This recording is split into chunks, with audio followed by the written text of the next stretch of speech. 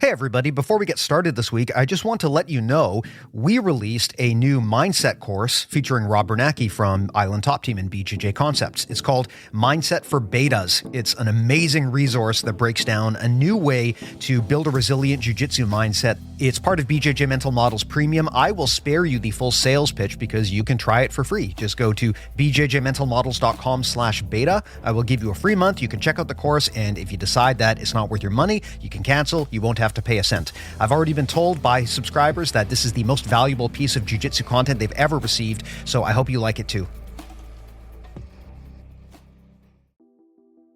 Hey everybody, welcome to BJJ Mental Models. I am Steve Kwan, and BJJ Mental Models is your guide to a conceptual and intelligent jiu-jitsu approach, and we are going to spend a few minutes talking about how to tell if your head and neck are safe in Brazilian jiu-jitsu. Now, we have had a similar series of conversations about arms and legs. Check out our mini episode on the 3-joint rule if you want an explanation. But I find the question of head safety to be challenging. With our arms and legs, we've got 3 major joints of articulation, and I have found a simple way to explain whether an arm or leg is safe. With your head, it always feels like you're in danger when someone grabs it, and we tell beginners, don't let your opponent grab your head. That's good advice if you don't know what else you're doing. However, we've seen times when someone gets their head grabbed and they're still able to grapple effectively. Think of a wrestler who shoots a double, their opponent grabs their head, and they still get the takedown anyway. Or think of someone who passes the guard while their opponent has their head grabbed. They can turn that into a Von Flue choke from the top. So sometimes it is okay to let your opponent grab your head. Much of the time it's not. How do you tell which is which?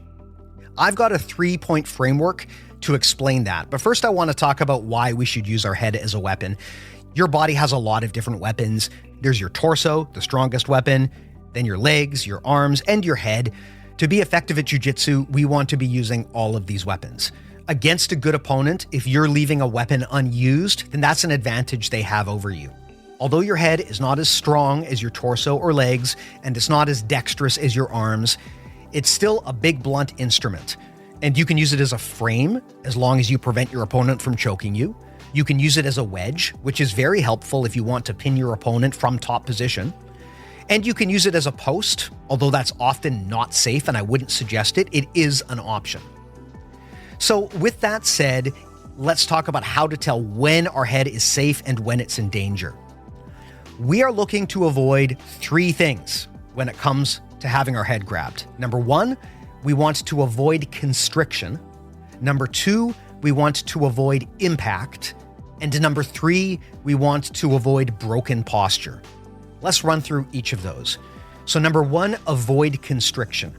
It's not great when your opponent grabs your head, but what really makes it dangerous is when they can constrict your head, when they can squeeze. Go back to that example of a wrestler shooting a double. If their head is upright, then even if their opponent grabs their head, they won't be able to constrict it and get a choke. If you shoot with your head down, then when your opponent grabs it, they can guillotine you. That's because when your opponent's head is down, it makes it possible to constrict their head. So this is what we're looking for. It's not just whether your opponent is grabbing your head, it's whether they're able to constrict around it. Number 2, avoid impact. Now, this one is probably obvious. You do not want to sustain blunt force trauma to your head, but in the middle of a match, we sometimes do things that run contrary to that goal. Be mindful of elbows and knees that could clunk into you if you run head first. Be mindful of going head first into the mat, and also be mindful of getting sprawled on.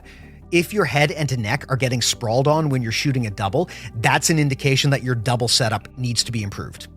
And number 3, avoid broken posture. We're using the definition of posture that comes from Rob Bernacki. This means the ability to effectively use your head and spine. Think of how you would deadlift. You would look straight ahead. If you are looking too far up or down or to the side, a deadlift doesn't just become difficult, it becomes dangerous.